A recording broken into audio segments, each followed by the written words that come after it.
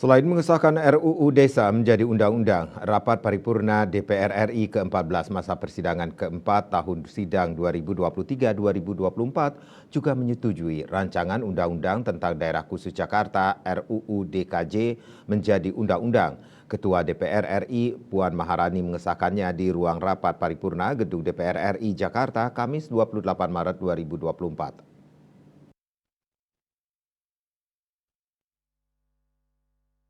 Menteri Dalam Negeri Mendagri Tito Karnavian mengatakan bahwa rancangan undang-undang tentang Daerah Khusus Jakarta RUU DKJ merupakan wujud komitmen untuk mengupayakan Jakarta menjadi kota berkelas dunia setelah tidak lagi menjadi ibu kota negara. Tito saat menyampaikan pendapat akhir mewakili Presiden dilansir dari kantor berita Antara, mengharapkan Jakarta mampu membangkitkan aktivitas ekonomi tidak hanya di wilayah Jakarta itu sendiri ataupun Indonesia, melainkan menjadi sentra penting ekonomi di Asia Tenggara bahkan dunia.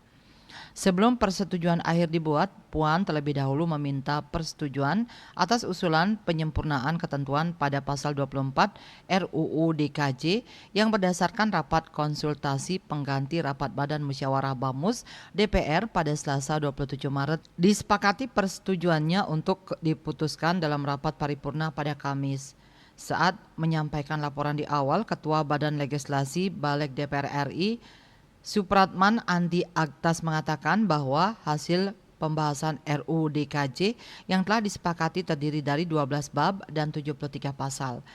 Dia menjelaskan bahwa sebelumnya Badan Legislasi Balik DPR RI dan pemerintah yang diwakili Menteri Dalam Negeri Mendagri Tito Karnavian telah menyetujui untuk melanjutkan pembahasan RUU DKJ pada pembicaraan tingkat 2 pada rapat paripurna DPR terdekat guna disahkan menjadi undang-undang. Kesepakatan tersebut dibuat setelah 8 fraksi di balik DPR RI menyatakan setuju terhadap pembahasan lebih lanjut RUU DKJ, sedangkan satu fraksi menolak pembahasan tersebut.